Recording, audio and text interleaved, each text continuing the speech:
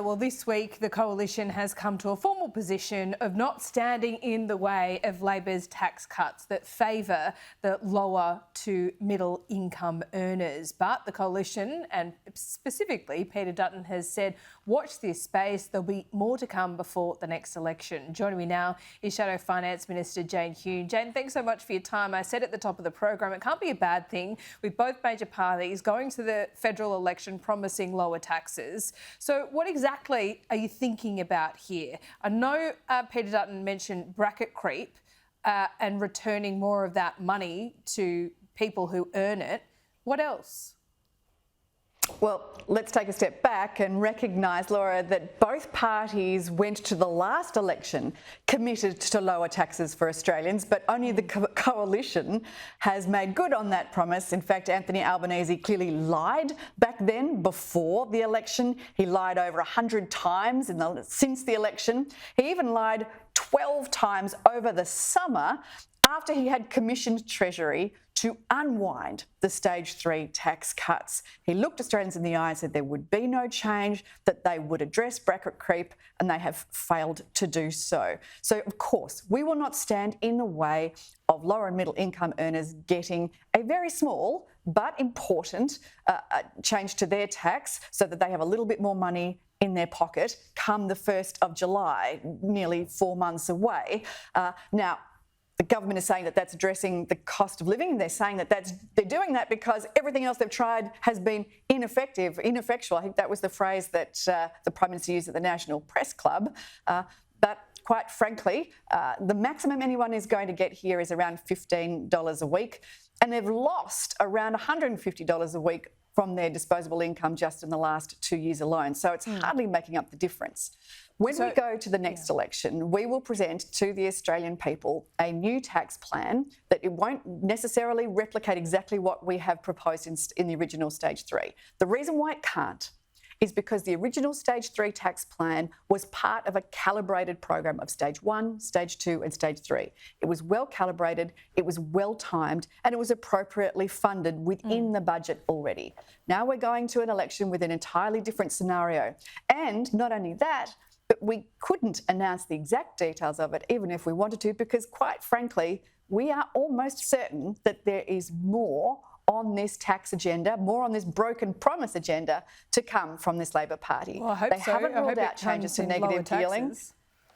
Well, I don't think it's going to, Laura. They haven't ruled out changes to negative gearing. They haven't ruled out changes to capital gains. They certainly haven't ruled out changing taxes on the family home. So they've got some more questions to ask, but I would say watch that space, not just our space. Well, when we do go to the election, what I can commit to you, and I did want to answer your original question. Okay, thank you. But when we do go to the next election, what I can say is that the Coalition will offer a tax package that provides for lower, simpler, and fairer taxes that are in keeping with the stage 3 tax cuts as they are currently legislated and about to be junked.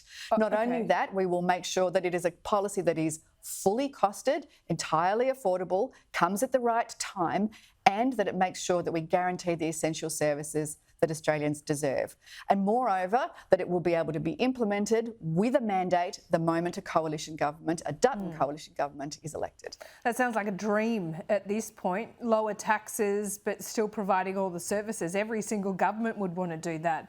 Would you? It's difficult when you say you've got to be responsible. You need to cut from somewhere. Spending also needs to go down. Is the NDIS that low-hanging fruit? In the last Parliament, that was exactly what we delivered. Stage 1, Stage 2 and Stage 3, a well-calibrated, entirely funded tax plan that would address the insidious bracket creep, which is a pernicious element of our existing tax system. Bracket creep sucks the aspiration out of society, and this backflip by the Prime Minister, this broken promise, is only going to make that worse. We've already got essentially zero economic growth in this country. Yep. Yesterday, the Reserve Bank governor made some forecasts that suggested that that is going to stay around for a while. Productivity has gone backwards. And in fact, if it wasn't for the fact that migration was out of control, we would be in a recession. We're already in a per capita recession.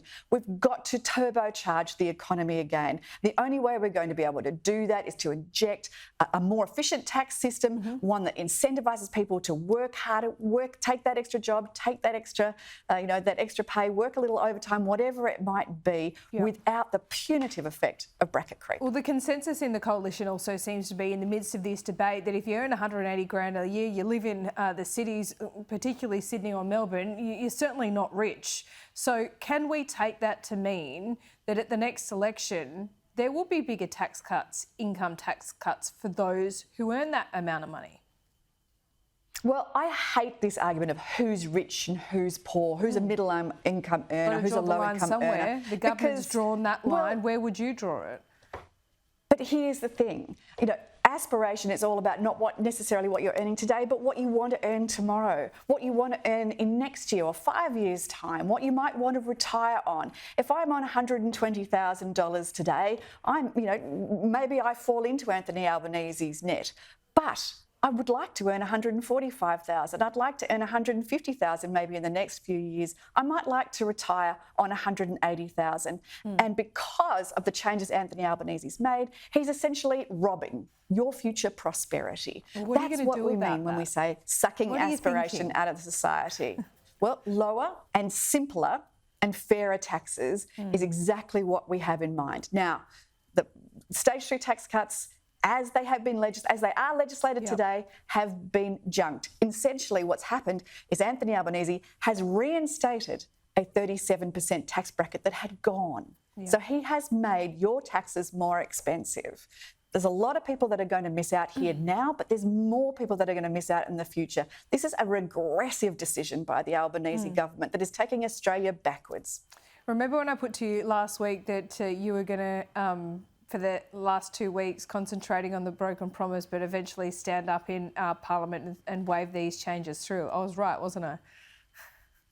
Well, I think that you intuitively know, Laura, as do we, that a coalition is never going to stand in the way of lower taxes for ordinary Australians. And people are doing it tough. We knew that 18 months ago. We knew it at the beginning of this parliamentary term. That's why I established the cost of living committee that I know we've spoken about many, many times. It's just amazing that Anthony Albanese seems to have only cottoned on to this in December last year. Amazingly, when a by-election is just around the corner. Let's face it, this has been a political decision, not an economic one, because economically it just doesn't stack up. Well, let's talk about what's happening in Parliament right now, and that is this debate that's come out of, when Jackie Lambie termed it, a bit of Greens overreach, the right to switch off. I think if you work in some, a job that doesn't fit neatly into 9 to 5, or you're trying to climb that corporate ladder, or indeed you work in Parliament House, it's a bit of a joke, isn't it? That you can't be contacted out of hours? I can't imagine you not being able to be contactable out of hours. I can't imagine me being not able to be contacted out of hours. But look, more importantly, there actually are already laws about unreasonable working hours. They exist already. And the idea that you would try and legislate with a sort of, fancy name for the sake of making a media release a headline, I think is a bit pathetic. Quite honestly, it is important that employers and employees are able to have conversations about what is and isn't reasonable. We want to instill more flexible workplace practices. That certainly seems to be what the government's, that's their rhetoric. But then when you look at the anti-flexibility that they've embedded into their industrial relations changes, they're not walking that talk. I wonder if staffers in Parliament House might just try it on tonight and just not answer their phone after hours, see how that goes down, make a point. I don't think my staff would ever dream of that. No, I don't think so. But Jane, we'll see neither soon. would I expect. Neither would I expect them to work ridiculous hours. So there we go. We got that on the record. Jane, thanks so much.